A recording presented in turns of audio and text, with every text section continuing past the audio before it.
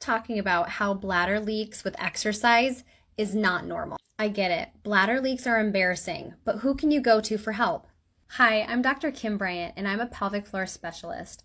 I help you regain control of your bladder health. I just released my urinary incontinence masterclass, and it is full of great tips and tools, practical things that you can start to do today to stop those embarrassing leaks. Check out the link in my bio and also follow for more healing tips.